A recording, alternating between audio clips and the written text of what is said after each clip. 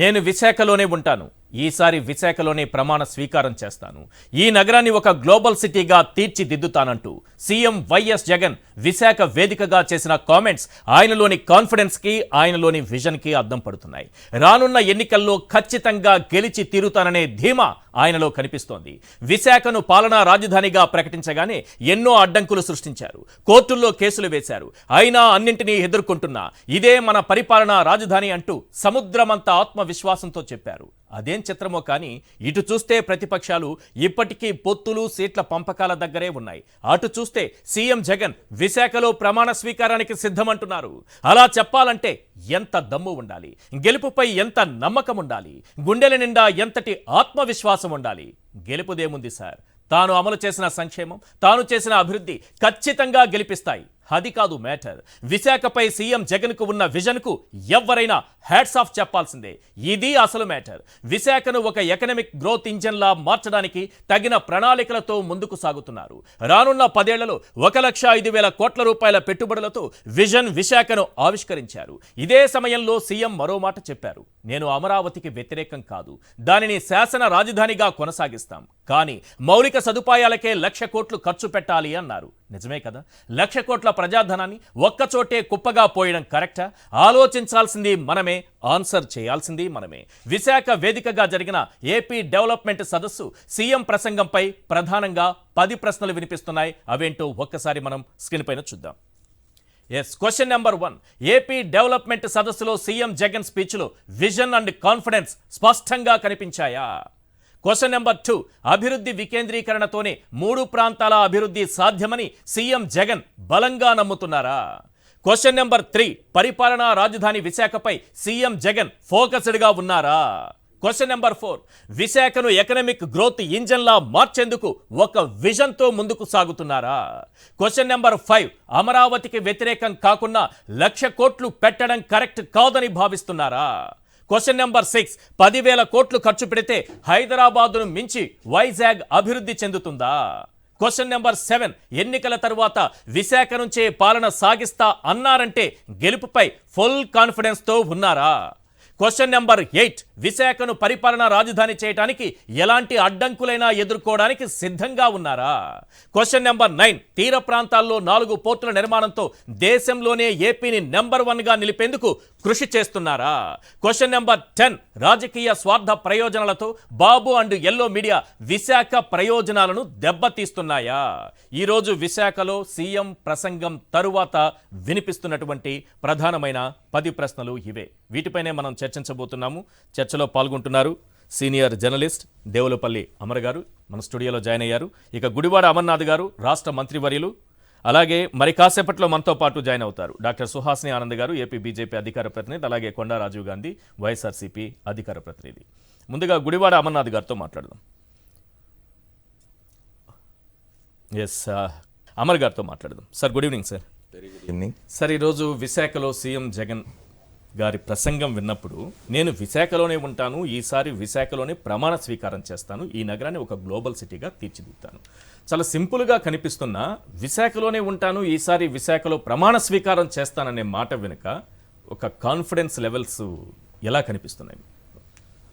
ఒకటి, ముఖ్యమంత్రి సరిగ్గా ఎన్నికల ముంగిట్లో ఇవాళ విశాఖపట్నం నుంచి ఆయన మాట్లాడిన విశాఖ అభివృద్ధికి సంబంధించి, విశాఖను రేపు కార్యనిర్వాహక రాజధానిగా డెవలప్ చేయడానికి అవసరమైన దీని గురించి ఆయన మాట్లాడుతూ చెప్పిన మాటలు ఇవాళ కొత్తగా మాట్లాడుతున్నాయేం కాదు. ఎందుకంటే చంద్రబాబు నాయుడు గారు చేసిన పెద్ద తప్పు ఏమిటంటే 2014లో రాష్ట్ర విభజన కానీ అధికారంలోకి రాగానే ఆయన ఇప్పటికే నిర్మితమై ఉన్న నగరాల్లో ఒకదాన్ని చూస్ చేసుకొని దాని మీద కొంత మినిమం పెట్టుబడి పెట్టి, ఎందుకంటే మినిమం పెట్టుబడి అని ఎందుకంటున్నా అంటే ఆంధ్రప్రదేశ్ను విడగొట్టి తెలంగాణ వేరు, ఆంధ్రప్రదేశ్ రాష్ట్రం వేరైనప్పుడు ఆంధ్రప్రదేశ్ అప్పులతో వెళ్ళింది. అట్లాంటి రాష్ట్రంలో మీరు డబ్బు ఎట్లా ఖర్చు పెట్టాలి? మీకు వచ్చే నిధులు అంటే పరిమితమైన నిధుల్ని ఎట్లా ఖర్చు పెట్టాలి, దేనికి ఖర్చు పెట్టాలి, మీ ప్రాధాన్యతలు ఏమి ఉండాలి, ఇవన్నీ చూసుకోకుండా మీరు ఒకేసారి వెళ్ళడమే హైదరాబాద్తో పోటీ పడగలిగిన నగరాన్ని కడతాననే ఒక ఇవాళ ముఖ్యమంత్రి గారు చెప్పినారు చూడండి, చేజింగ్ ది డ్రీమ్. అది అయ్యేది కాదు, పోయేది కాదు. ఓ కళంట పగటి కళంట పరిగెత్తడమే తప్ప అదేం సాకారమయ్యే కళ కాదు. ఈ దేశంలో ఎక్కడన్నా మీకు రాజధాని నిర్మాణం జరిగిందా మీకు అదే చెప్పబోతున్నా. కొన్ని రాజధానుల గురించి మాట్లాడుకుందాం మనం. అంటే ఒక నగరాన్ని నిర్మించడం అనేది 50 ఏళ్ళు దాటిపోయింది కదా మనకు. చండీగఢ్ నగరాన్ని నిర్మించి ఇవాళ ఎవరైనా చండీగఢ్ నగరానికి వెళ్ళి చూడమనండి. గాంధీనగర్ గుజరాత్లో కొత్త రాజధాని గాంధీనగర్ నిర్మించి 30 ఏళ్ళు దాదాపు అయింది కదా. వెళ్ళి ఆ నగరాల్ని చూసి రమ్మనండి. అవి ఇప్పటికి ఇంకా కాలనీల్లాగా ఉంటాయి తప్ప అక్కడ ఏమి డెవలప్ అయింది, అక్కడ నగరాలు ఎక్కడ ఏర్పడినాయి, అక్కడ ఇతర సౌకర్యాలు ఎక్కడ ఏర్పడినవి, అక్కడ పారిశ్రామిక అభివృద్ధి ఎక్కడ జరిగింది, అక్కడ జనావాసాలు ఎక్కడ పెరిగినవి, ఇవన్నీ ఒకసారి చూసి రావాలి. ఆయన ఎంతసేపు చంద్రబాబు నాయుడు ఒక డ్రీమ్ ప్రాజెక్ట్, ఒక 20 ఏళ్ళు 30 ఏళ్ళు, ఇవాళ ముఖ్యమంత్రి గారు కరెక్ట్ ఇది చెప్పినారు, 50,000 పైచిల్కు ఎకరాల భూమి, దానిలో 1 ఎకరానికి మౌలిక వసతులు కల్పించడానికి 2 కోట్లు, అంటే 1,00,000 కోట్లు ఆ మౌలిక వసతులు కల్పించడానికే అవుతాయి. అది పక్కన పెట్టండి. చంద్రబాబు నాయుడు గారు 5 ఏళ్ల కాలంలో కేంద్రం 2,500 కోట్లు ఇచ్చింది రాజధాని నిర్మాణానికి. ఆ 2,500 కోట్లతో ఆ మొత్తం ఖర్చు చూపించారుగా. ఆ 2,500 కోట్లతో ఏం కట్టారు మీరు అక్కడ? మీరు ఇవాళ ఆయన చెప్తున్న అమరావతి, నిజానికి అమరావతి వేరు, ఈ రాజధాని ఆయన కడతా అన్న ప్రాంతం వేరు. ఆయన రాజధాని కడతా అన్న ప్రాంతం వెలగపూడిలో ఆయన నిర్మించిన భవనాలు ఎన్ని? 2,500 కోట్లు ఎక్కడ పోయినవి? దేనికి ఖర్చు పెట్టినారు? ఈ రీతిన చంద్రబాబు నాయుడు గారికి పెత్తనం ఇచ్చి ఆ రాజధాని అక్కడ నిర్మాణం చేయమని చెప్తే 1,00,000 కోట్లు మీరు 50,000 పైచిల్కి ఎకరాలకు మౌలిక వసతులు కల్పించడానికి అవుతే అక్కడ అవసరమైన భవనాలు ఎట్లా వస్తవి, అక్కడ అవసరమైన జనావాసాలు ఎట్లా వస్తవి, అక్కడ అవసరం అంటే ముఖ్యమంత్రి గారు చెప్పినట్టు ఇవాళ వచ్చే 10 ఏళ్ల కాలంలో 15 ఏళ్ల కాలంలో ఓ 20 లక్షల కోట్లు 30 లక్షల కోట్లు అవుతుంది. ఇవన్నీ అయ్యేటివేనా? ఇది ఆలోచించి ఇప్పటికే రెడీమేడ్గా ఉన్న ఒక నగరం విశాఖపట్నం, అది ఏ ఇతర మెట్రోపాలిటన్ సిటీస్తో కూడా పోటీ పడగలిగిన నగరం అది. దానికి మెట్రోపాలిటన్ లక్షణాలు ఆల్రెడీ ఉన్నవి. It's a cosmopolitan city. అక్కడ మీరు ఒక 5,000 కోట్లు 10,000 కోట్లు ఖర్చు పెడితే ఇవాళ మీకు ఉదాహరణగా అనిపిస్తూ ఉన్నది. వెలగపూడి ప్రాంతంలో చంద్రబాబు నాయుడు గారు 2014-19 మధ్య కట్టిన భవనాలను చూడండి. ఈ 5 ఏళ్ల కాలంలో, బహుశా 5 ఏళ్ళు కూడా కాదు, ఇది గత ఏడాది కాలంలోనే విశాఖపట్నంలో నిన్న ఇవాళ చూసినాం మనం ఆ భవనాలన్నీ. ఎంత 300 కోట్లు 400 కోట్లతో పర్యాటక శాఖ కట్టిన భవనాలు.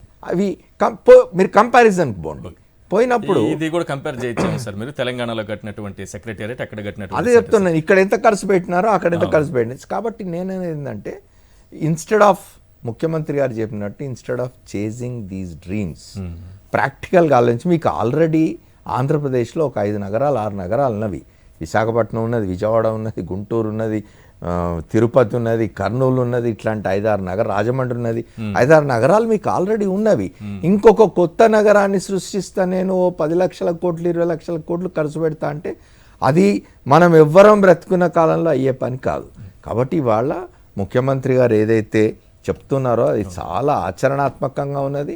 ఆయన వచ్చే 10 ఏళ్లలో విశాఖపట్నాన్ని, ఇప్పుడు ఏమవుతుందంటే చంద్రబాబు నాయుడు గారు అమరావతి అని అటు ఉత్తరాంధ్రకు, ఇటు రాయలసీమకు, గోదావరి జిల్లాలకు కూడా అన్యాయం చేసే పని చేయబోయినాడు ఆయన. అదృష్టవశాత్తు తప్పింది అది.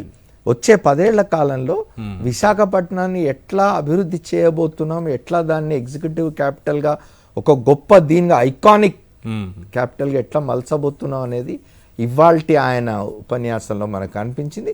సరే, ఆ కాన్ఫిడెన్స్ ఎప్పుడు ఉన్నది, ఇవాళ కూడా స్పష్టంగా చెప్పినారు, ఎన్నికల తర్వాత మళ్ళీ ఇక్కడే నేను ప్రమాణ స్వీకారం చేస్తాను, ఇక్కడే ఉంటానని చెప్పినారు. ఆ కాన్ఫిడెన్స్ ఎట్లా వస్తుంది? ప్రజల్లోంచి వస్తున్న స్పందన కారణంగా అట్లాంటి కాన్ఫిడెన్స్ వస్తుంది ఎవరికైనా. గుడివాడ అమర్నాథ్ గారు జాయిన్ అయ్యారు, రాష్ట్ర మంత్రివర్యులు. Good evening sir.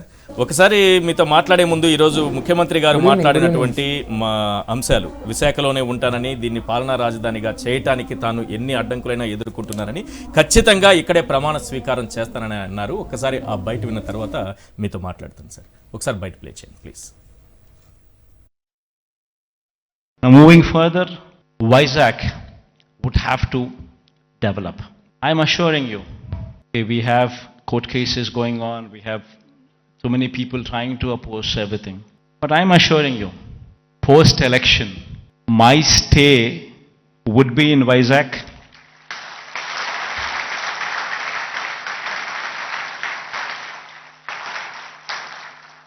In fact, my swearing-in ceremony also would be in Vizag.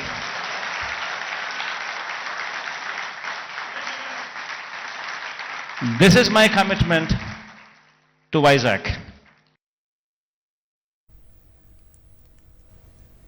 Amarnath గారు, రెండు విషయాలు మాట్లాడుకోవాలి. మొదటిది ఏంటంటే, ఆ విజువల్ చూసినప్పుడు నాకు అనిపించిందే చెప్తాను. అక్కడికి వచ్చినటువంటి పారిశ్రామికవేత్తలు ఒక్కసారిగా సీఎం గారు నేను ఇక్కడే ఉంటాను, ఇక్కడ నుంచే పరిపాలన చేస్తాను, ఇక్కడే నేను ప్రమాణ స్వీకారం చేస్తానన్నప్పుడు ఒక్కసారిగా ఆ ప్రాంతం అంతా కూడా, ఆ హాల్ మొత్తం కూడా కరతాళ ధ్వనులతో మారుమోగిపోయింది.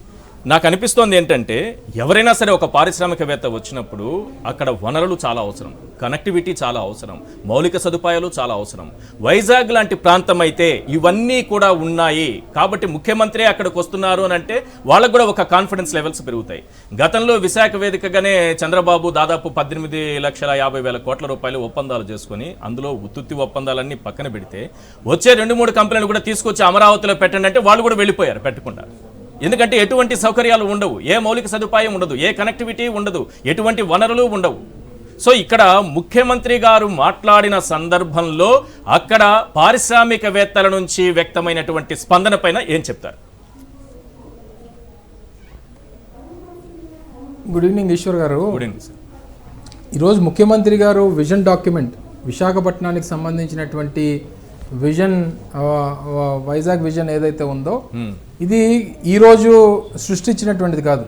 మేము అధికారంలోకి వచ్చినటువంటి తొలినాళ్ళ నుంచి విశాఖపట్నం తాలూకా భవిష్యత్తు, విశాఖపట్నం ద్వారా రాష్ట్రానికి సంబంధించినటువంటి ఎదుగుదల, ఇవన్నీ కూడా ఈ రాష్ట్రంలో కొత్తగా ఏర్పడినటువంటి ఆంధ్రప్రదేశ్ రాష్ట్రంలో అది కేవలం విశాఖపట్నం వల్లే సాధ్యం అవుతుంది అనేటువంటిది ఈ విధానాన్ని మేము మొదటి నుంచి తీసుకున్నాం. దానికి అనుగుణంగా ముందుకు వెళ్ళాం, దానికి అనుగుణంగా అడుగులు వేశాం. రేపు రానటువంటి కాలంలో ఏ రకమైనటువంటి భవిష్యత్తు ఈ ప్రాంతానికి ఇస్తే తద్వారా రాష్ట్రానికి ఉపయోగపడుతుంది ఈ ప్రాంతం అనేటువంటిది రాష్ట్ర ప్రజలందరినీ కూడా ఉద్దేశించి గౌరవ ముఖ్యమంత్రి గారు చెప్పారు. సో సహజంగా మాట్లాడినటువంటి మాటలు వారు స్పందించేటువంటి క్రమంలో ప్రజల నుంచి వచ్చినటువంటి ప్రతిస్పందన, ప్రజలు అనే దానికన్నా ఈరోజు ఆహ్వానించబడినటువంటి పారిశ్రామికవేత్తలు కానివ్వండి, ఈ ప్రాంత ఎదుగుదలకి కారకులైనటువంటి అనేక మంది ప్రముఖులు కానివ్వండి, వారందరి తాలూకు స్పందన కూడా మనం చూసాం. సో ఇవన్నీ చూసిన తర్వాత ఇప్పటికన్నా నేనేమంటానంటే, పెద్దలు అమర్ గారు మాట్లాడుతూ వారి అభిప్రాయాన్ని తెలియజేశారు. ఏవైతే గతంలో చేసినటువంటి ప్రయోగాలు, నూతనంగా ఒక రాజధాని నిర్మించాలన్నా లేకపోతే ఒక నగరాన్ని నిర్మించాలన్నటువంటి ప్రయత్నాలు ఏ రకంగా ఇంకా ఊహలుగానే మిగిలిపోయాయి అనేటువంటిది మనం చూసాం. ఈరోజు గతంలో అనేక రాష్ట్రాలు ఏర్పాటైనప్పుడు, ఇదే చంద్రబాబు నాయుడు గారు ఎన్డీఏ కన్వీనర్గా ఉన్నప్పుడు ఉత్తరాఖండ్ కానివ్వండి, లేదా జార్ఖండ్ కానివ్వండి, ఛత్తీస్గఢ్ కానివ్వండి, ఈ 3 రాష్ట్రాలు ఏర్పాటైనప్పుడు ఆయన ఎన్డీఏ కన్వీనర్గా ఉన్నాడు. ఈ 3 రాష్ట్రాలు ఏర్పాటైనప్పుడు అప్పుడు తీసుకున్నటువంటి రాజధానులు ఏంటి? అప్పటికే ఆ ప్రాంతాల్లో ఉన్నటువంటి అభివృద్ధి చెందినటువంటి నగరాలైనటువంటి డెహ్రాడూన్ కానివ్వండి, లేదా జార్ఖండ్కి సంబంధించి రాంచీ కానివ్వండి, లేదా ఛత్తీస్గఢ్కి సంబంధించి రాయ్పూర్ కానివ్వండి, ఈ 3 ప్రాంతాలు ఆయా ఉమ్మడి రాష్ట్రాల్లో అప్పుడు ఉన్నటువంటి రాజధానులతో పాటు అభివృద్ధి చెందుతున్నటువంటి నగరాలుగా ఉన్నటువంటి ప్రాంతాలనే వారు రాజధానులుగా ఎంపిక చేసుకున్నారు. మరి అదే ఆంధ్రప్రదేశ్ ఏర్పాటు 2014లో ఏర్పాటు అయినప్పుడు, రాష్ట్ర విభజన జరిగినప్పుడు ఏదైతే ఆ రోజు హైదరాబాద్తో పోటీ పడగలిగినటువంటి నగరం ఆ రోజు ఆంధ్రప్రదేశ్లో విశాఖపట్నం ఒకటే. వాస్తవానికి 2014లో చంద్రబాబు నాయుడు ముఖ్యమంత్రి అయినప్పుడే విశాఖపట్నాన్ని ఎంపిక చేస్తుంటే ఈరోజు దీని మీద చర్చ లేదు కదా. దీని మీద ఈ డిస్కషన్ కానివ్వండి, ఇది కానీ ఆయన కొత్తగా ఒక నగరాన్ని ఏర్పాటు చేద్దాం, దాని మీద రియల్ ఎస్టేట్ చేసుకుందాం, తద్వారా లబ్ధి పొందుదాం, తద్వారా దానికి ఉన్నటువంటి వర్గానికో తనకు ఉన్నటువంటి సహచరులకో లబ్ధి చేకూర్చేటువంటి ప్రయత్నం చేద్దాం. ఇవన్నీ చేసి ఈరోజు ఒక గ్లోబల్ సిటీగా ఎదగాల్సినటువంటి విశాఖపట్నానికి ఈరోజు 5 సంవత్సరాల పాటు వెనక నెట్టేసేటువంటి కార్యక్రమం ఆ రోజు చంద్రబాబు నాయుడు గారు చేశారు. ఈరోజు పోర్ట్ సిటీస్గా ఉన్నటువంటి ప్రముఖ నగరాలు ప్రపంచవ్యాప్తంగా ఎక్కడ చూసినా సరే ఏ రకంగా అభివృద్ధి చెందాయనేటువంటి ఉదాహరణలు 100 చెప్తాం. కానీ నూతనంగా నగరాలను నిర్మిస్తామని చెప్పినటువంటి వారిని అలా నిర్మించినటువంటి సక్సెస్ఫుల్ నగరాలను ఒకటి చెప్పానండి. సో ఆ రకమైనటువంటి దానికి సమాధానం చెప్పేటువంటి పరిస్థితి మ్యానుఫ్యాక్చరింగ్ సెక్టర్ కానివ్వండి, కేసులు ఉన్నాయి, స్వయంగా చూస్తున్నాము. ముఖ్యమంత్రి గారు కూడా అదే ప్రస్తావించారు. అయినా నేను నెక్స్ట్ ఎన్నికల తరువాత విశాఖ నుంచే పాలన సాగిస్తానన్నారు, అక్కడే ప్రమాణ స్వీకారం చేస్తానన్నారు. ఏంటి ఇవన్నీ కూడా అధిగమించి ముందుకు రాబోతున్నారా? ఎటువంటి అడ్డంకులు లేకుండా విశాఖ నుంచి పాలన జరగబోతోందన్న కాన్ఫిడెన్స్ మీకుందా? సార్, ఈరోజు డెమోక్రసీలో ఉన్నటువంటి 4 pillars, let it be executive, let it be judiciary, let it be legislative, let it be లేకపోతే ప్రజాస్వామ్యంలో మీకున్నటువంటి మీ ప్రెస్ కానివ్వండి, వీటన్నిటికన్నా ప్రజల తీర్పు, ప్రజల తాలూకు ఆమోదం అనేటువంటిది చాలా ముఖ్యం.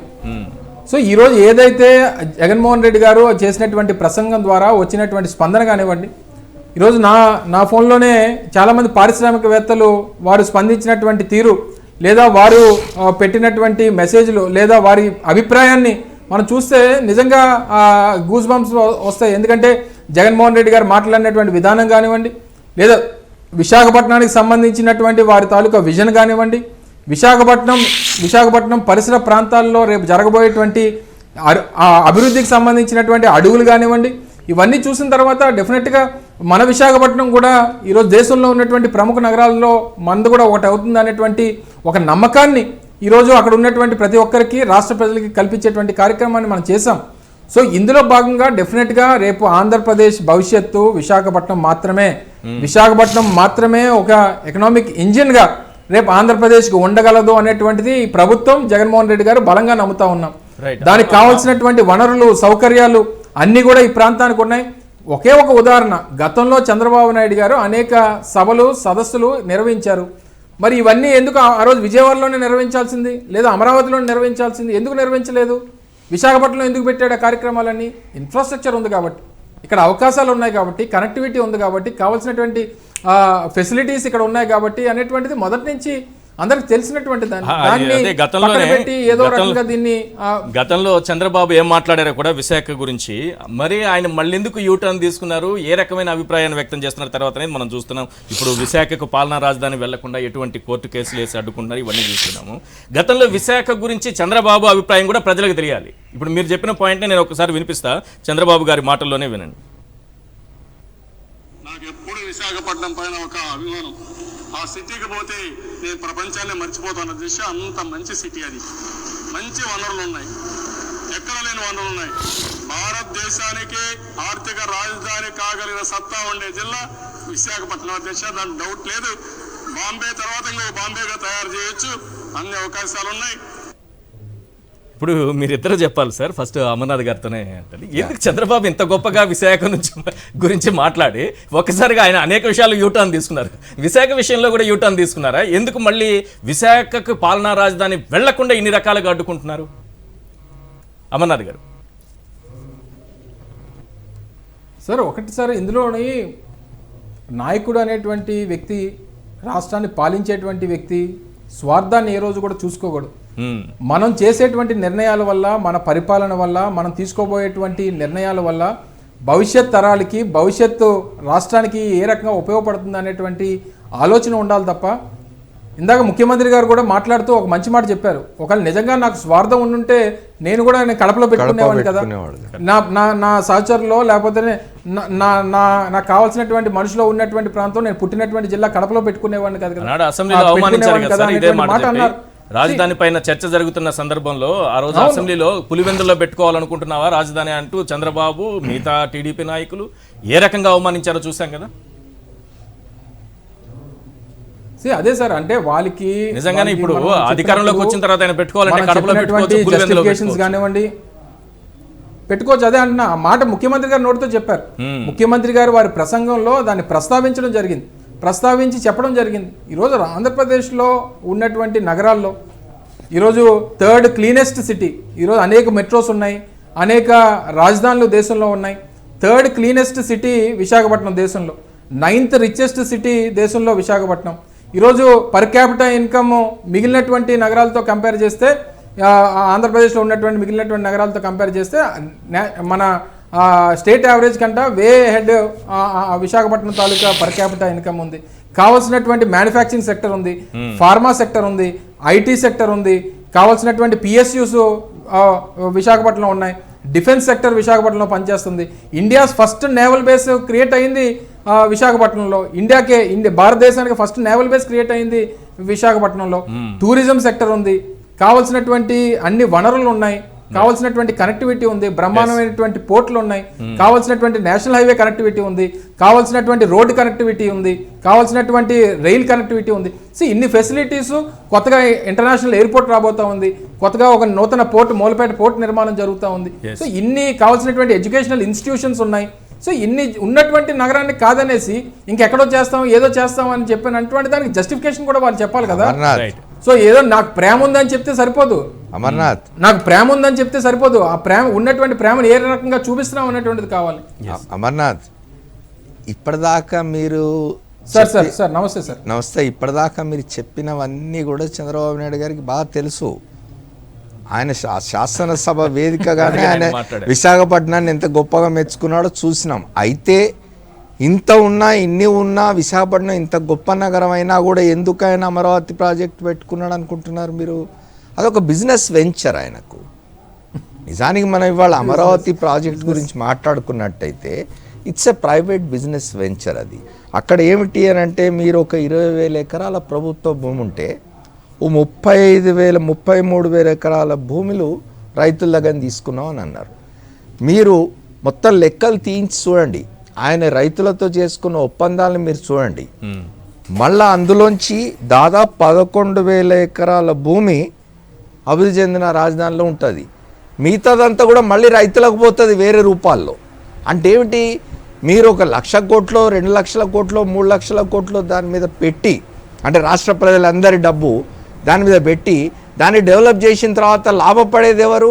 ఆ కేవలం 20,000, 25,000, 30,000 ఎకరాల భూములు ఉన్న రైతులు, లేదా ఆ చుట్టుపక్కల ఆయనకు సంబంధించిన వాళ్ళు కొనుక్కున్న భూములు ఉన్న వాళ్ళు లాభపడతారు తప్ప రాష్ట్రంలో ఒక ఉత్తరాంధ్రకో, గోదావరి జిల్లాలకో, రాయలసీమకో నయా పైసా కూడా లాభం ఉండదు. అదొక బిజినెస్ వెంచర్ అది. అందుకే ఆయన విశాఖపట్నాన్ని పొగుడుతాడు, అమరావతి ప్రాజెక్ట్ అంటాడు. అమరావతి అనేది అమరావతిలో కట్టడం లేదు, అది వెలగపూడి అనే ఒక చోట ఆయన రాజధాని కడతా అని చెప్పినాడు. 2,500 కోట్లు ఖర్చు పెట్టి ఒక 4 భవనాలు కట్టినాడు. ఆయన దాని వెనకాలన్న పర్పస్ వేరు, ఒక బిజినెస్ వెంచర్ అది.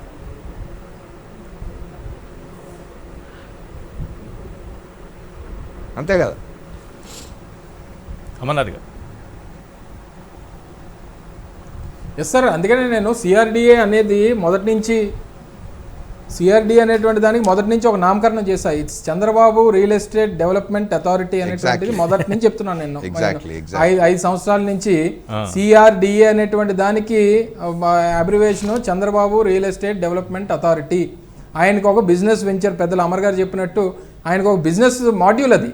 ఆయన మోడస్ ఆపరాండి ఏంటంటే, ఎక్కడన్నా లేని దగ్గర, ఏమీ లేని దగ్గర భూములకి తక్కువ రేటుకి కొనడం, అక్కడ ఏదో ఉందని చెప్పి ఒక క్రియేషన్ చేయడం, ఆ క్రియేషన్ ద్వారా తద్వారా ఒక బిజినెస్ మోడల్ని క్రియేట్ చేసుకోవడం, దాని నుంచి బిజినెస్ ఆపర్చునిటీస్ వెతుక్కోవడం అనేటువంటిది చంద్రబాబు నాయుడు గారికి ఫస్ట్ నుంచి అలవాటు. కానీ ఈ అలవాటులో భాగంగా అదే విశాఖపట్నంలో చేస్తే, విశాఖపట్నంలోని అన్ని ఫెసిలిటీస్ ఉన్నాయి. ఏం చెప్తాం, విశాఖపట్నంలోని ఏం చేస్తాం? ఉన్నటువంటి ప్రభుత్వ భూమితో మేము మొదటి నుంచి కూడా ముఖ్యమంత్రి గారు చాలా సందర్భాల్లో అసెంబ్లీ సాక్షిగా విశాఖపట్నం ప్రజలకి, రాష్ట్ర ప్రజలకు ఒకటే మాట చెప్పారు.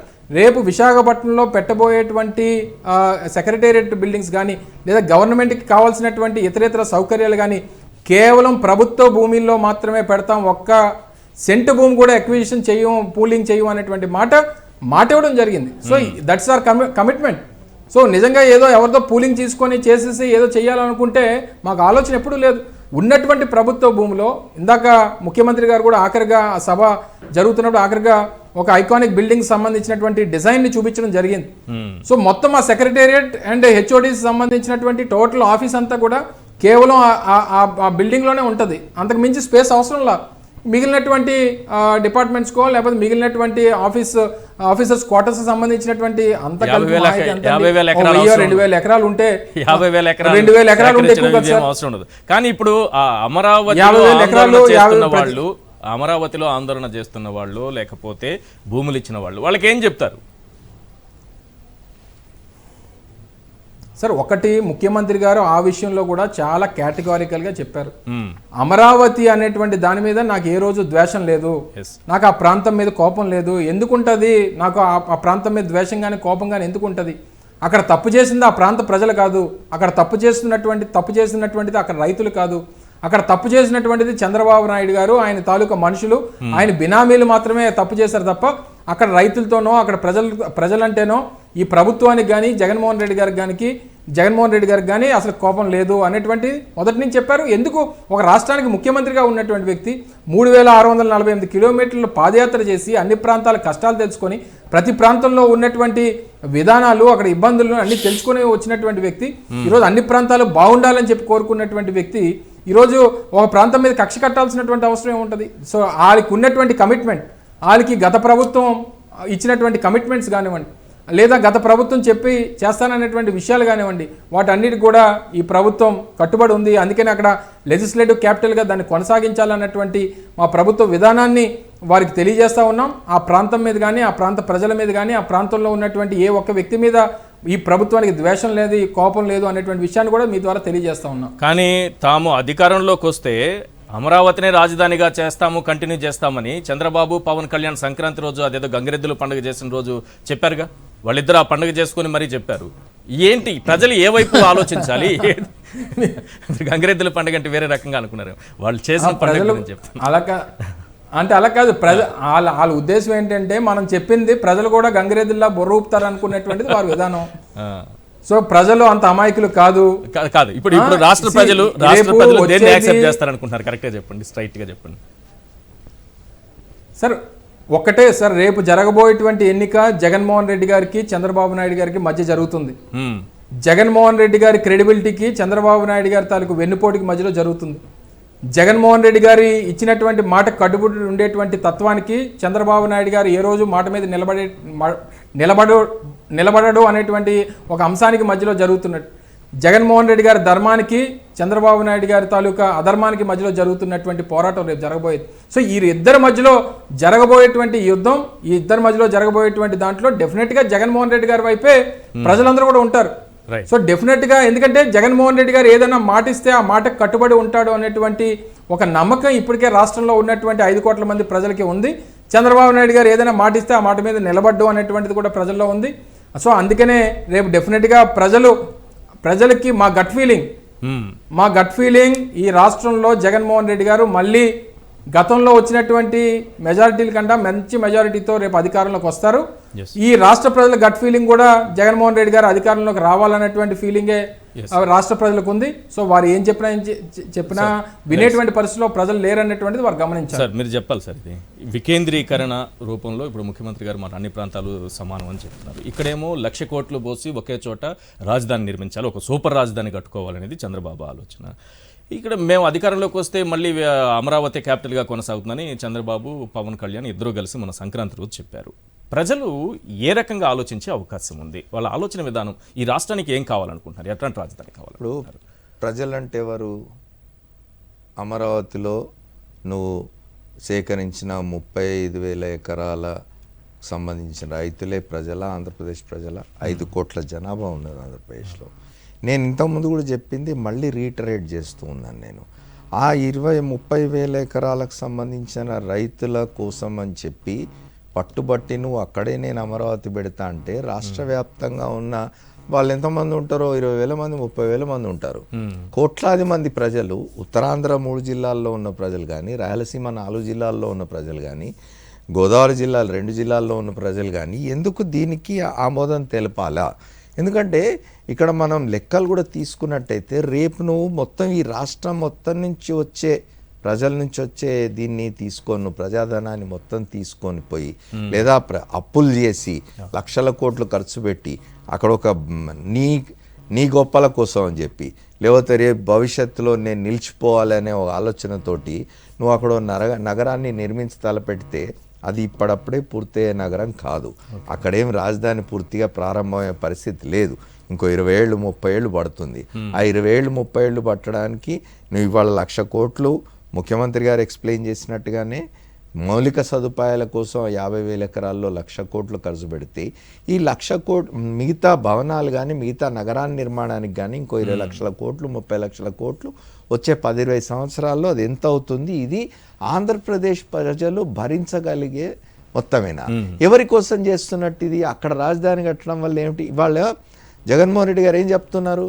విశాఖపట్నంలో లెజిస్లేటివ్ క్యాపిటల్ అంటున్నారు. అక్కడ ఆయన ఇంకొత్తగా ఒక నగరం నిర్మించబోవడం లేదు. నిర్మితమై ఉన్న నగరం ఒక వైబ్రెంట్ సిటీని ఆయన ఎంచుకున్నాడు. అది మన ఎగ్జిక్యూటివ్ క్యాపిటల్గా. హైకోర్టును తీసుకుపోయి కర్నూలులో పెడితే కొత్తగా నగరం నిర్మించడం లేదు. ఆల్రెడీ కర్నూలు నగరం నిర్మితమై ఉన్నది. అమరావతిలో ఆయన శాసన రాజధాని కొనసాగిస్తానని చెప్తున్నాడు. శాసనసభ సమావేశాలు అక్కడే జరుగుతాయి. ఇప్పుడు నేను ఇంతకుముందు ప్రారంభంలో కూడా చెప్పినాను, నేను ఎవరైనా వీళ్ళపై ఇంతకుముందు మిత్రుడు అమర్నాథ్ కూడా మాట చెప్పినాడు ఏంటంటే ఛత్తీస్గఢ్ రాయ్పూర్ గురించి చెప్పినారు అమర్నాథ్ మీరు. ఇప్పుడు రాయ్పూర్ కూడా కొత్తగా నిర్మించే ప్రయత్నం చేసినారు. గాంధీనగర్ కానీ చండీగఢ్ కానీ రాయ్పూర్ కానీ మీరు పోయి వాళ్ళు చూసినట్టయితే అది ఇంకో 20-30 సంవత్సరాలకు కూడా ఒక పూర్తి స్థాయి నగరాలుగా డెవలప్ అయ్యే అవకాశం లేదు.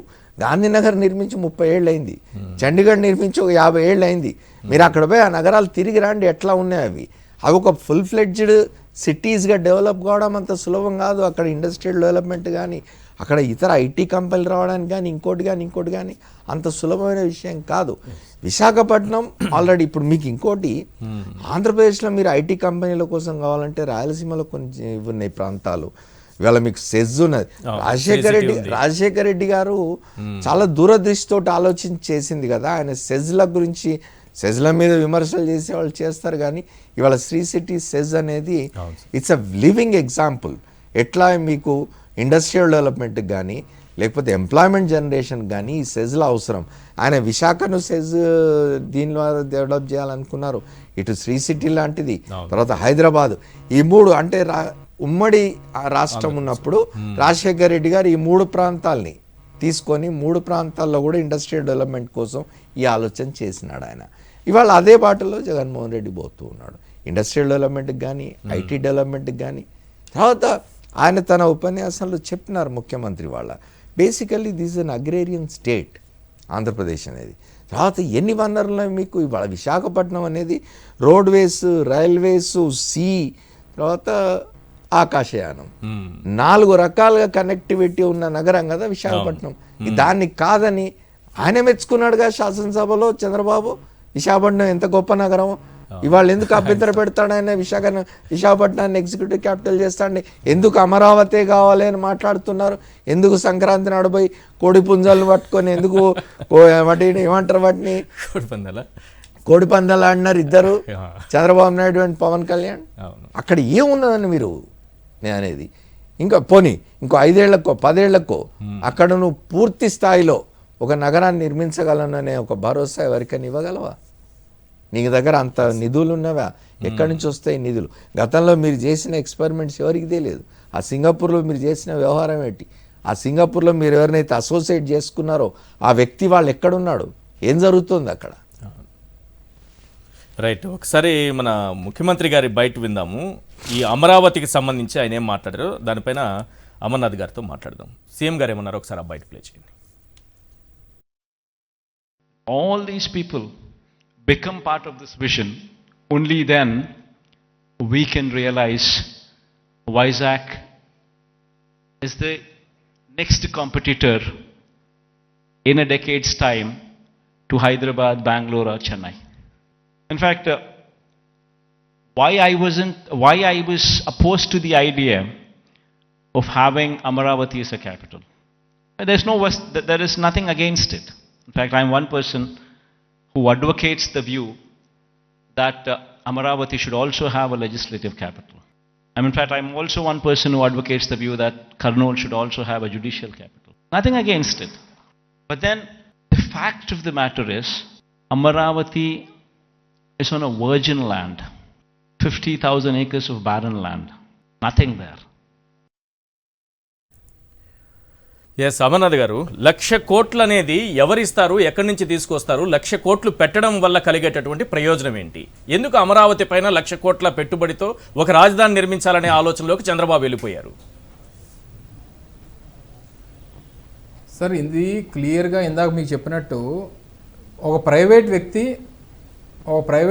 ఒక 50,000 ఎకరాలు భూమిని సేకరించి ప్రభుత్వ డబ్బుతో అక్కడ డెవలప్మెంట్ చేయాలనేటువంటిది ఆయన ఉద్దేశం, చంద్రబాబు నాయుడు గారి ఉద్దేశం.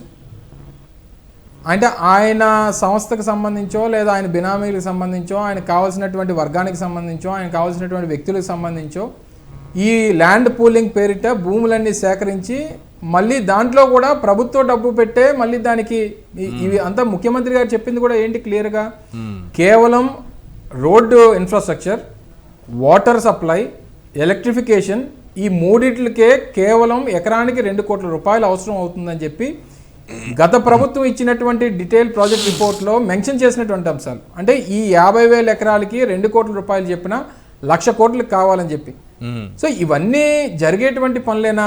ఇది ఒరిజినల్ ల్యాండ్. ఇది ఈరోజు గతంలో 3 పంటలు పండేటువంటి భూములు తీసుకొని వచ్చి వాళ్ళని కూడా వాళ్ళు పొట్ట కొట్టి వాళ్ళని ఇబ్బంది పెట్టి వాళ్ళ దగ్గర నుంచి నువ్వు రియల్ ఎస్టేట్ కోసం నువ్వు భూములు లాక్కొని ఇవన్నీ చేసి మళ్ళీ తిరిగి దీని మీద ప్రభుత్వ డొమ్ము అంటే ప్రభుత్వ సొమ్ము అంటే మళ్ళీ రాష్ట్ర ప్రజల తాలూకు సొమ్ముని తీసుకొని వచ్చి 1,00,000 కోట్ల రూపాయలు దీని మీద ఖర్చు పెట్టాలనేటువంటి ప్రయత్నం చేయడం అనేటువంటిది ఎక్కడన్నా అంటే వాస్తవానికి దగ్గరగా ఉండాలి కదా సార్ మనం చెప్పేదైనా సరే. సో ఇలాగే ఎప్పుడు కూడా జరగనటువంటివి పోనీ ఏదైనా ఒక ఎగ్జాంపుల్ చూపించమనండి. ఇదిగో ఇది సక్సెస్ఫుల్ ఎగ్జాంపుల్, ప్రపంచంలో ఏదో ఒక నగరాన్ని చూపించమనండి ఈ రకంగా చేయడం వల్ల ఈ నగరం అభివృద్ధి చెందింది. ఉదాహరణకి మలేషియా ఉంది సార్. మలేషియాలో జనరల్గా ఉండేటువంటిది ఇప్పుడు రాజధాని కౌలాలంపూర్ ఉంది. మీ గతంలో మా రిపోర్టర్ గారు కూడా మా సీనియర్ జర్నలిస్ట్ ఒక ఆయన చెప్పారు, పుత్రజయ అనేటువంటి దాన్ని అభివృద్ధి చేయాలనేటువంటిది వాళ్ళ నినాదం తీసుకున్నారు. ఇప్పటికీ అక్కడ ఉండేటువంటి పరిస్థితి ఏంటి?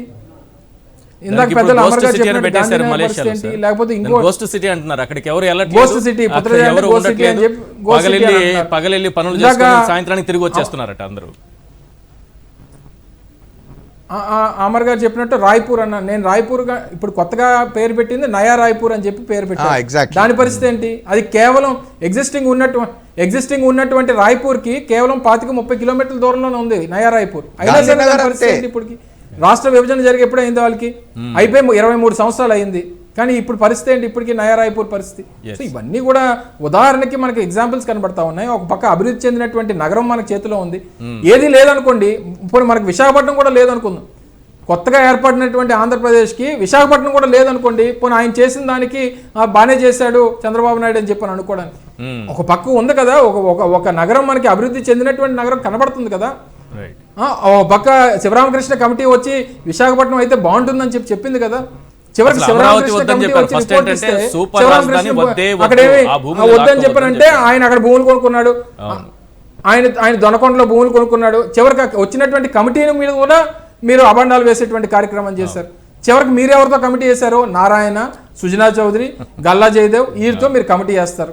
వీళ్ళతో కమిటీ చేసి ఈ కమిటీ చెప్పింది కాబట్టి ఇక్కడ వెలగపూడిలో బాగుంటుంది, ఇక్కడ మనకు భూములు ఉంటాయి, మనం కూడా భూములు కొనుక్కోవచ్చు, మనం అనౌన్స్ చేయకముందే మనం భూములు కొనేసుకుందాం, సేకరిద్దాం అని చెప్పి చేసినటువంటి ఇంత పెద్ద స్కామ్ నాకు తెలిసి దీని మీద ఎక్కడన్నా పెద్ద పిహెచ్డీ చేయాలి సార్. దీని మీద చంద్రబాబు నాయుడు చేసినటువంటి స్కామ్ మీద, చంద్రబాబు నాయుడు అనేటువంటి ఈ అమరావతి అనేటువంటి బిగ్గెస్ట్ స్కామ్ మీద ఎవరైనా పిహెచ్డీ చేయాలనేటువంటిది నా అభిప్రాయం. Right thank you sir. ఇవాళ బిగ్ క్వశ్చన్లో మీరు పాల్గొన్నందుకు. ఈరోజు చాలా బిజీ ఉన్నా కూడా సమయం కేటాయించారు. Thank you so much. మనతో పాటు కొండా రాజీవ్ గాంధీ గారు వైఎస్ఆర్సీపీ అధికార ప్రతినిధి జాయిన్ అయ్యారు. అలాగే డాక్టర్ సుహాసిని ఆనంద్ గారు ఏపీ బీజేపీ అధికార ప్రతినిధి జాయిన్ అయ్యారు. కొండా రాజీవ్ గాంధీ గారు, ముందుగా కాసేపు సీఎం గారి ప్రసంగం, వైజాగ్ క్యాపిటల్ పాలనా రాజధానిగా మేము చేస్తాము, ఇక్కడే ప్రమాణ స్వీకారం చేస్తామనే అంశం పైన మాట్లాడితే మీరు సుహాసిని గారు, తర్వాత జైహో బీసీ సభ పైన కాస్త మాట్లాడుకోవాల్సినటువంటి అవసరం ఉంది. సో ఫస్ట్ సీఎం గారి కామెంట్స్ పైన ఏం చెప్తారు మీరు? సార్, దానికన్నా కూడా ముందుగా సాక్షి టీవీ ఛానల్ ఏదైతే 15 వసంతాలు పూర్తి చేసుకున్న తర్వాత ఒక కొత్త రూపు సంతరించుకుని ఇది ఒక జాతీయ అంతర్జాతీయ ప్రమాణాలతో చూపను ఆకట్టుకునే విధంగా అద్భుతంగా సాక్షి మరో రూపాన్ని తీసుకుంది. దానికి మీ అందరికీ కూడా హృదయపూర్వకమైనటువంటి శుభాకాంక్షలు తెలియజేస్తున్నాను మొట్టమొదటిగా. Thank you. ఎందుకంటే ఈ రూపాంతరం చెందిన తర్వాత మొట్టమొదటిగా నన్ను నేను సాక్షి స్క్రీన్ మీద కనబడుతుంది ఇదే first time. So it's very good and భవిష్యత్తులో రూపాంతరం చెందిన కొండా రాజీవ్ గాంధీ గారిని చూస్తాం మేము, అప్డేటెడ్ వెర్షన్ చూస్తాము. సార్ అయితే ఇక ఈ రోజు జరిగినటువంటి అంశం గురించి వస్తే, నేను Visakhapatnam, I'm local of Vizag sir. నేను కానీ మా తండ్రి, మా తాత, మాదంతా ఇక్కడే. అయితే తరతరాలుగా మేము చూస్తా ఉన్నా సరే మా ప్రాంతాన్ని ఎవరు పట్టించుకున్న పాపాన్ని పోలా. ఈ రోజు జగన్మోహన్ రెడ్డి గారి యొక్క దీన్ని చూస్తా ఉంటే ఆయన కడపకు కన్నబిడ్డేమో గాని మా ఉత్తరాంధ్రకు ముద్దు బిడ్డ వైఎస్ జగన్మోహన్ రెడ్డి గారు. జగన్ గారిది విశాఖపట్నం పట్ల జగన్ గారికి ఉన్నది విజన్, కానీ విశాఖపట్నం పట్ల చంద్రబాబుకు ఉన్నది పాయిజన్. అదే విధంగా జగన్మోహన్ రెడ్డి గారి యొక్క ప్రసంగం మొత్తం చూస్తే నాకు ఛత్రపతి సినిమా గుర్తొచ్చింది. అందులో ప్రభాస్ గారితో డైలాగ్ ఉంటది, ఒట్టేసి ఒక మాట ఒట్టేయకుండా ఒక మాట చెప్పనమ్మా అని.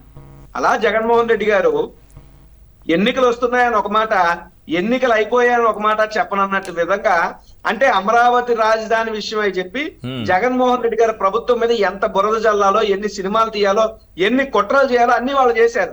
అయినా సరే అదనని బెదరని గుండె ధైర్యంతో ఆయన ఏదైతే నమ్మారో, రాష్ట్రానికి ఏదైతే మంచి జరుగుతుంది అనుకున్నారో, ఎన్నికలు సమీపిస్తున్న వేళ అయినప్పటికీ కూడా అమరావతి మీద నాకు ఏ విధమైనటువంటి ద్వేషం లేదు, అమరావతి మీద కూడా ప్రేమ ఉంది, అక్కడ శాసన రాజధాని ఉంటది, కానీ విశాఖపట్నం అనేటువంటి పరిపాలనా రాజధానిగా రావాల్సినటువంటి అవసరం ఉందని చెప్పారు ఏదైతే ఉందో, ఆ గుండె ధైర్యానికి సెల్యూట్ సార్ మా ప్రాంతం నుంచి. ఎందుకంటే ఎన్నికలు, ఓట్లు, సీట్లు గెలిపోవడం ఏవి కాదు, ప్రాంతం, రాష్ట్రం అభివృద్ధి లక్ష్యంగా పెట్టుకుని జగన్మోహన్ రెడ్డి గారు పరిపాలన చేస్తున్నారని చెప్పడానికి ఈ రోజు మీటింగ్ ఒక ఎగ్జాంపుల్. ఇకపోతే అమరావతి రాజధానా లేదా విశాఖ రాజధాని అన్న వ్యత్యాసానికి వస్తే, నా ముందు మాట్లాడినటువంటి మా మంత్రివర్యులు కూడా చెప్పారు. అయితే నేను కూడా కొన్ని లిస్ట్ అవుట్ చేశాను, ఇది తెలియాలి ప్రజలకు అని చెప్పి. అసలు అమరావతికి ఏముంది, విశాఖపట్నంకి ఏముంది, ఒక ఎగ్జాంపుల్ క్యాలిక్యులేటెడ్ గా difference between Amaravati and Visakhapatnam తీసుకుంటే, విశాఖపట్నానికి ఒక ఇంటర్నేషనల్ ఎయిర్పోర్ట్ ఉంది, రైల్వే జంక్షన్ ఉంది, పోర్ట్స్ ఉన్నాయి, కోస్టల్ కారిడార్ ఉంది, అద్భుతమైనటువంటి సాగర తీరం ఉంది, అరకు టూరిజం ఉంది, సినిమా ఫీల్డ్ ఉంది, ఇంటర్నేషనల్ క్రికెట్ స్టేడియం ఉంది, హెల్త్ సిటీ ఉంది, ఈస్టర్న్ నేవల్ కమాండ్ ఉంది, స్మార్ట్ సిటీగా వైజాగ్ ఉంది, మెట్రోపాలిటన్ రీజన్ గా విశాఖపట్నం ఉంది, విశాఖపట్నం ఒక జీవీఎంసీగా ఉంది, విశాఖపట్నం విశ్వవిద్యాలయాలు ఉన్నాయి, విశాఖపట్నం ఫిషింగ్ హార్బర్ ఉంది, అధునాతనమైనటువంటి కాంప్లెక్స్ ఉంది, స్టీల్ ప్లాంట్ ఉంది, ఇండస్ట్రియల్ పార్క్లు ఉన్నాయి, స్పెషల్ ఎకనామిక్ జోన్లు ఉన్నాయి, ఫార్మాసిటీలు ఉన్నాయి, విశాలవంతమైనటువంటి రోడ్లు ఉన్నాయి, ఎలక్ట్రిసిటీ లైన్లు ఉన్నాయి, డ్రైన్లు ఉన్నాయి, వాటర్ సప్లై ఉంది. ఇది కాక వరద ముంపు ప్రాంతం కానే కాదు, సునామీలు వచ్చినా తట్టుకుని నిలబడిగా సామర్థ్యం ఉంది, భూకంపాలు వచ్చే ప్రాంతం కాదు. ఈ విశాఖపట్నంలో కాశ్మీర్ నుండి కన్యాకుమారి వరకు వివిధ కులాలు, మతాలు, ప్రాంతాలకు అతీతంగా అనేక ప్రాంత ప్రజలు, ఉద్యోగస్తులు, వ్యాపార రీత్యా, విద్య, వైద్య, ఉద్యోగ, ఆరోగ్య అన్ని రీత్యాలు కూడా వచ్చి విశాఖపట్నంలో సెటిల్ అయినటువంటి వాళ్ళు. సో తాడిత పీడిత కార్మిక కర్షకులందరికీ కూడా ప్రజలందరూ రాజధానిగా విశాఖపట్నం ఉండబోతుంది. బట్ అమరావతిని మీరు చూస్తే అది ఒక కుల రాజధానిగా, పెత్తందారుల రాజధానిగా, రియల్ ఎస్టేట్ రాజధానిగా అమరావతిని చంద్రబాబు నాయుడు తీర్చిదిద్దే ప్రయత్నం చేశాడు. కాబట్టి అమరావతిలో జగన్మోహన్ రెడ్డి గారు పేదలకి, నిరుపేదలకి, దళితులకి, నిమ్న వర్గాలకి, అణగారిన జాతులకి ఇళ్ల పట్టాలిస్తానంటే డెమోగ్రాఫిక్ గ్రాఫ్ దెబ్బతింటదని చెప్పి కోర్టు నుండి పట్టాలు రానివ్వకుండా అడ్డుకున్నటువంటి వ్యక్తి చంద్రబాబు కాదా? సో అమరావతి అనేటువంటిది చంద్రబాబు రియల్ ఎస్టేట్ కళ రాజధాని తప్పితే ప్రజా రాజధాని కాదు. విశాఖపట్నం అనేటువంటిది అసలైనటువంటి ప్రజా రాజధాని. సో ఖచ్చితంగా విశాఖ వాసులుగా, ఉత్తరాంధ్ర ప్రాంత వాసులుగా గుండెల నిండా భావోద్వేగంతో, ఆనంద బాష్పాలతో మేమంతా కూడా విశాఖ పరిపాలనా రాజధాని స్వాగతిస్తున్నాం. ఇక్కడ ఇంకో విషయం చెప్తాను సార్ మీకు, ఒక గుండె తరుక్కునే విషయం, ఒక విషయం చెప్తాను. మా ప్రాంతం వలసలకు పెట్టింది పేరు. అసలు ఆకలి కేకలతో నక్సలిజం అనేటువంటిది కొండపల్లి సీతారామయ్య గారితో శ్రీకాకుళం జిల్లా అడవుల నుంచి పుట్టుకొచ్చింది. చరిత్ర పెద్దలు, దేవులపల్లి అమర్ గారు లాంటి పెద్దలకు అందరికీ తెలుసు, మేము పుస్తకాల్లో చదువుకున్న వాళ్ళం. అయితే ఈ విశాఖ ఉత్తరాంధ్ర వాసులు ఎక్కడైనా బెంగళూరు, హైదరాబాద్, చెన్నైయో, వివిధ ప్రాంతాల్లో ఎక్కడైనా, ముంబై లాంటి ప్రాంతాల్లో ఏదైనా భవనాలు కూలిపోతే ఆ భవనాల శిథిలాల కింద దొరికే శవాలన్నీ మా ఉత్తరాంధ్ర వాసులే సార్. వలస బతుకులు మావి. కడుపుకి తిండి లేదు, గూడు, నీడ, ఆరోగ్యం ఏవి మాకుండవు. బట్ ఈ రోజు మీరు చూడండి, జగన్మోహన్ రెడ్డి గారి పాలనలో మాకు మంచి నీటి సదుపాయం, మా ఉద్దానం సమస్య తీర్చాడు, వలసలు లేకుండా మాకు మూలాపేట పోర్టులు ఇచ్చాడు, మా యొక్క విజయనగరంలో అద్భుతమైన హాస్పిటల్ కట్టాడు, మెడికల్ కాలేజీ మా నర్సీపట్నంలో ఇచ్చారు, పాడేరులో ఒక మెడికల్ కాలేజ్ ఇచ్చారు. మా ప్రాంతం మొత్తాన్ని, అంటే రాజధానికి వస్తేనే అభివృద్ధి చెందుతుందా అనేది కాదు, రాజధానికి ఒక ముడి సరుగ్గా విశాఖను చేసుకుని తద్వారా ఆంధ్రప్రదేశ్ రాష్ట్రాన్ని అభివృద్ధి చేయాలని లక్ష్యంతో జగన్మోహన్ రెడ్డి గారు ముందుకెళ్తున్నారు. రైట్. సుహాసిని గారు, మీరు మాట్లాడిన తర్వాత మనం జైహో బీసీ గురించి కూడా కాస్త మాట్లాడాలి. మీరు ఈరోజు ముఖ్యమంత్రి గారి స్టేట్మెంట్ వినుంటారు, స్పీచ్ వినుంటారు. ఇది పాలసీ స్టేట్మెంట్ గా, స్పీచ్ గా చూస్తారా, లేకపోతే పొలిటికల్ స్పీచ్ గా చూస్తారా? నమస్తే అండి అందరికీ, సాక్షి వీక్షకులకి. ఇది 2015 అక్టోబర్ 22 విజయదశమి నాడు ఇనాగ్రేషన్ అయిన Amaravati as a capital the very first option state government కే ఇచ్చారు అప్పుడు కేంద్రంలో ఉన్న మోదీ సర్కార్. సో 2014 నుంచి చాలా షార్ట్ టైంలో ఒకటి ఐడెంటిఫై చేసే ఒక ఫ్రీడమ్ ఎప్పుడైతే రాష్ట్ర ప్రభుత్వానికి ఇచ్చారో చాలా తొందరగా కూడా ఐడెంటిఫై చేయడం జరిగింది. అది చాలా అట్టహాసంగా కూడా అందరి సమ్మతంతో కూడా అది ఇనాగ్రేషన్ కి నోచుకుంది. ఆ మీటింగ్ లో కానీ కేంద్ర ప్రభుత్వం నియమించినటువంటి శివరామకృష్ణన్ కమిటీ సిఫార్సులు మాత్రం పూర్తిగా పక్కన పెట్టి అందరి ఆమోదంతో జరిగింది. అది మాత్రం పక్కన రీజనింగ్ లోకి వద్దాం. అక్కడ సింగపూర్ మినిస్టర్, జపాన్ మినిస్టర్ గారు కూడా వచ్చినట్టున్నారు దానికి. సో ఇదేంటంటే ఒకటి అప్పటి అది ఒక పక్కన క్యాపిటల్ అయినా భారతీయ జనతా పార్టీ విజన్ అంటే సమగ్రాభివృద్ధి, కొత్తగా ఏర్పడిన రాష్ట్రం కాబట్టి అన్ని ప్రాంతాలు సమంగా అభివృద్ధి చెందాలి అని. అప్పటికే ఇప్పుడు nobody is questioning the validity and sanctity and the development and the connectivity of Visakhapatnam.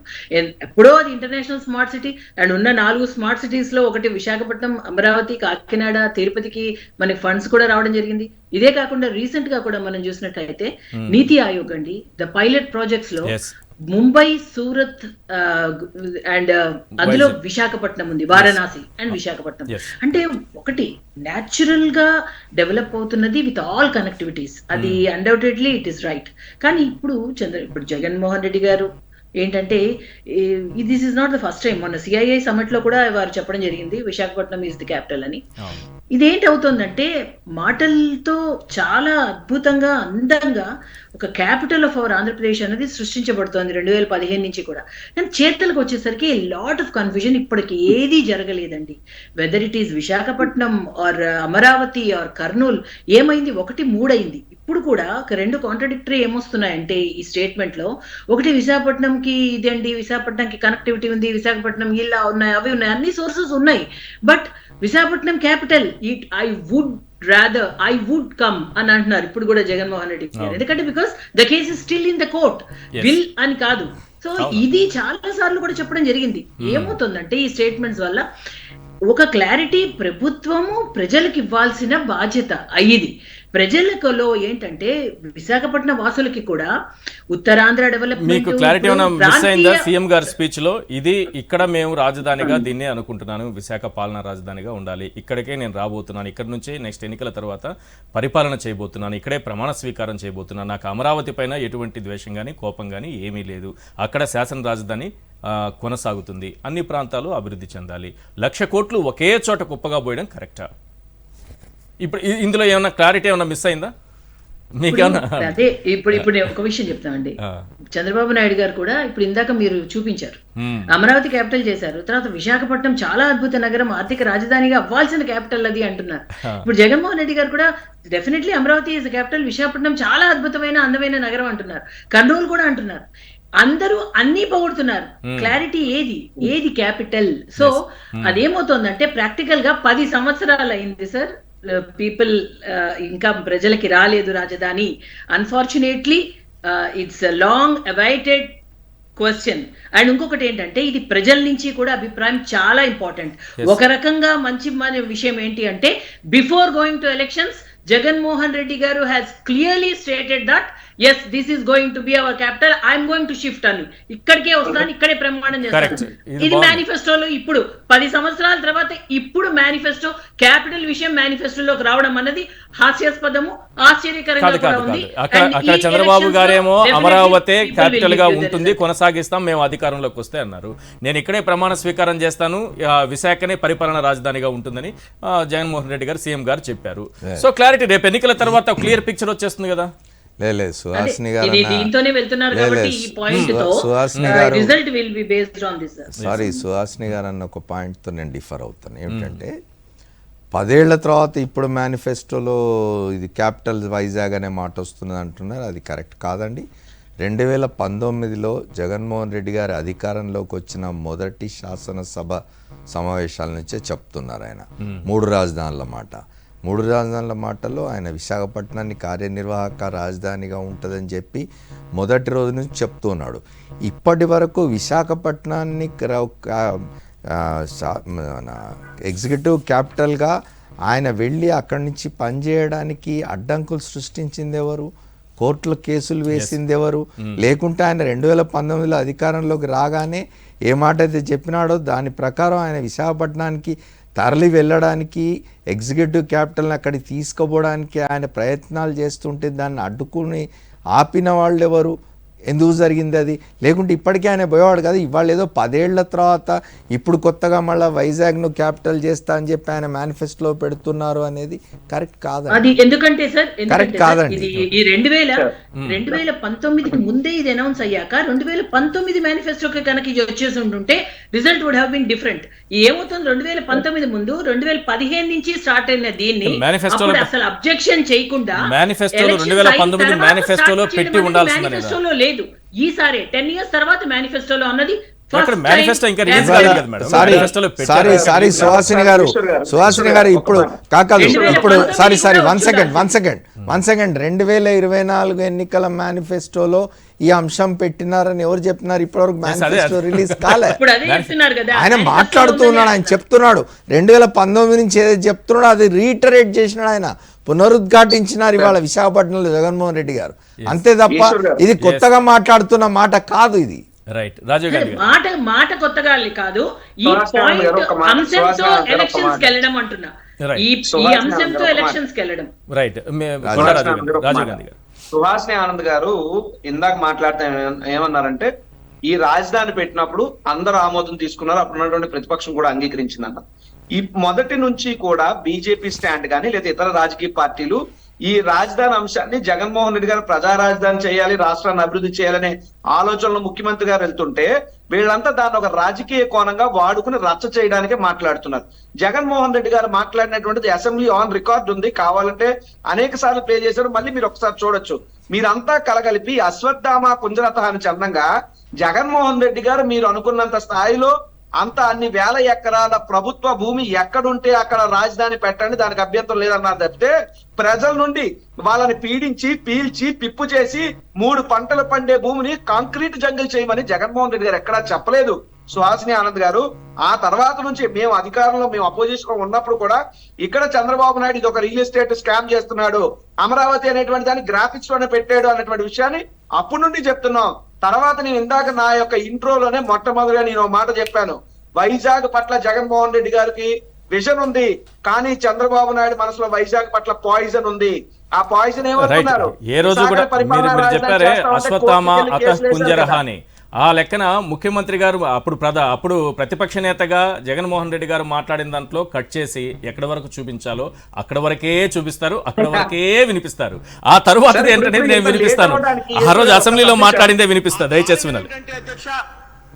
ఒకసారి ఆ ప్రాంతంలో క్యాపిటల్ సిటీలోకి 30,000 ఎకరాలు మొత్తం గవర్నమెంట్ ల్యాండే, గవర్నమెంట్ ల్యాండే ఉన్న పరిస్థితుల్లో ల్యాండ్ రేట్ ఇంత అని చెప్పి గవర్నమెంటే ఫిక్స్ చేసే అవకాశం ఉంటుంది. కాబట్టి ఇవాళ చదువుకున్న పిల్లాడు ఎవడన్నా ఉద్యోగం కోసం అక్కడికి వెళ్ళినప్పుడు సామాన్యుడు ఎవడన్నా అక్కడికి వెళ్ళి ఈఎంఐ పద్ధతిలో ఒక ఫ్లాట్ కొనుక్కోవాలన్నా కూడా అది అందుబాటులో ఉండే రేట్లో ఉండాలనే ఉద్దేశంతో చెప్పాం. ఎవరైనా అక్కడికి వెళ్ళి ఉద్యోగం చేసుకునే దానికి అక్కడికి వెళితే అక్కడ రెంట్లు కట్టుకోవాలంటే ఆ రెంట్లు అందుబాటులో ఉండే పరిస్థితి రావాలి. కాబట్టి ఆ మొత్తం 30,000 ఎకరాలు గవర్నమెంట్ ల్యాండ్ అయితే ఏ రేటు ఎక్కడ ఎంత ఉండాలి అని డిసైడ్ చేసే అవకాశం గవర్నమెంట్ ఉంటుంది. కాబట్టి గవర్నమెంట్ భూమి కాబట్టి ఆ పద్ధతిలో చూడండి అని చెప్పడం జరిగింది. ఇవాళ ఇది ఎవరు చూపించడం ఎవరు వినిపించదు సార్. దీనికి ముందు ఏమంటారంటే, దీనికి ముందు మాటలు ఏమంటాయంటే 30,000 ఎకరాలు కావాల్సిందే రాజధానికి, నేను కూడా అంగీకరిస్తున్నాను అన్నారు. అక్కడ వరకే చూపెట్టారు. అక్కడ నుంచి ఆయన చెప్పింది ఏంటి, ప్రభుత్వ భూములు కావాలి అన్నారు. అందులోనూ ఈ 1,00,000 కోట్ల రూపాయలు కుంభకోణం అనే మాట కూడా మాట్లాడారు.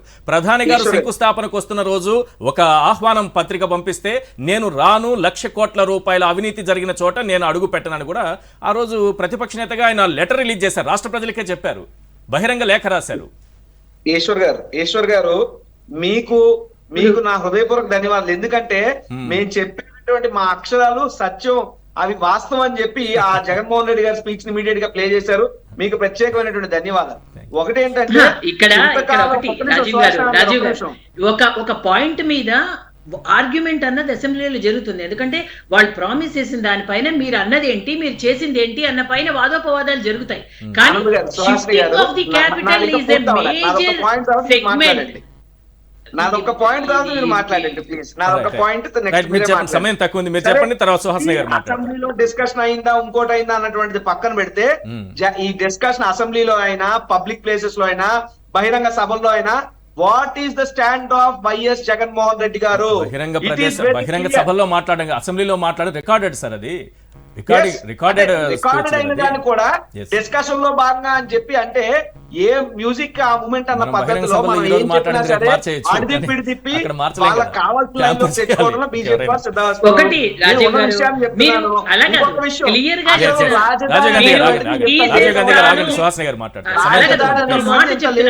ప్రామిస్ ఏ విధంగా నిలబెట్టుకున్నది చేయలేకపోవడం అన్నది ఆర్గ్యుమెంట్స్ జరుగుతాయి. ఇప్పుడు ఒకటి మద్యపాన నిషేధం చేస్తామన్నారు, అది చేయలేదు, దఫదఫాలుగా అన్నారు, రాలేదు. దానికి ఇప్పుడు మళ్ళీ ఎలక్షన్ పాయింట్ అవుతుంది. సో అలా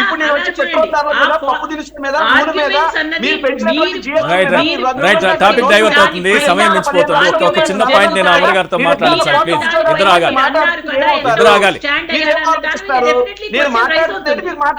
సరే, మద్యపాన నిషేధం గురించే కదా ఇప్పటికీ మేనిఫెస్టోలో పెట్టిన అంశాల్లో మేము 99% చేశామని ధైర్యంగా చెప్పుకుంటున్నటువంటి ప్రభుత్వం కదా, దాన్ని ఒకటి చేయలేకపోయామని చెప్పుకుంటున్నట్టు ప్రభుత్వం కదా. రైట్ ఒక నిమిషం ఆగాలి. జై హో బీసీకి సంబంధించి ఇద్దరు ప్యారలల్ గా మాట్లాడితే అర్థం కాదు. మీరు అన్న క్యాపిటల్ అన్నది ఏంటి, మీరు కన్స్ట్రక్ట్ ఏ విధంగా చేస్తా అన్నారు, ఎందుకు ఇలా చేయటం లేదు అని భారతీయ జనతా పార్టీ కూడా ప్రశ్నించింది. ఎందుకంటే మీకు ₹1,00,00,000 కావాలని అసెంబ్లీలో నారాయణ గారు చెప్పారు. ₹1,00,00,000 మీరు ఇస్తారా? డిపిఆర్లు పంపించామని చెప్పారు. నా దగ్గర అది కూడా ఉంది, మళ్ళీ సమయం లేదా చూపించడానికి.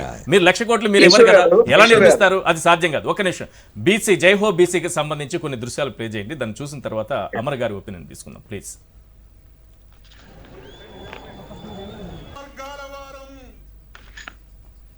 ఇవి సార్ ఇప్పుడు ఈరోజు జరుగుతున్నటువంటి జై హో బీసీ కార్యక్రమం. మధ్యాహ్నం 3-3:30 గంటల ప్రాంతంలో పవన్ కళ్యాణ్ అలాగే చంద్రబాబు ఇద్దరు కూడా వేదికపైకి రావాలి, కానీ 6 గంటల వరకు కూడా రాలేదు. అక్కడ పట్టుమని 10,000 మంది కూడా లేరు, 5-6 వేల మంది వచ్చారని వాళ్ళు కూడా చంద్రబాబు మాట్లాడుతుంటే వెళ్ళిపోతున్న పరిస్థితులు, ఖాళీ కుర్చీలు అక్కడ చంద్రబాబు మాట్లాడుతున్నారు.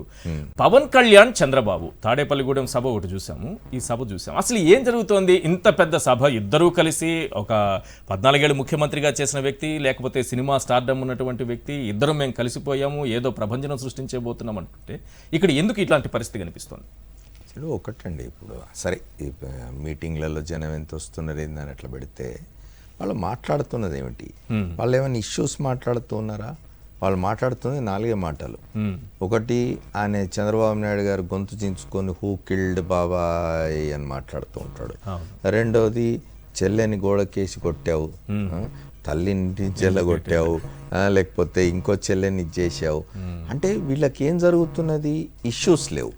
వాళ్ళ ఆయన వెల్ఫేర్ చేస్తూ ఉంటే ఏమన్నారు? డబ్బంతా తీసుకుపోయి పాడు చేస్తున్నాడు, సహా సంపద సృష్టించడం చాలా ముఖ్యం అన్నాడు. ఇవాళ బీసీ సభలో కూడా ఆయన మాట్లాడుతూ ఏమన్నాడు? సంపద సృష్టించాలి. సంపద సృష్టించేవాడివైతే నువ్వు 2014 నుంచి 19 వరకు ఎంత సంపద సృష్టించినావు? నువ్వు 100 కోట్ల రూపాయలతో అలా వదిలిపెట్టి లాస్ట్లో వదిలిపెట్టిపోయినావు నువ్వు. తర్వాత ఇవాళ బీసీ సదస్సులో ఆయన చేస్తున్న వాగ్దానాలను బట్టి ఆయన ఎన్ని చేస్తున్నాడు?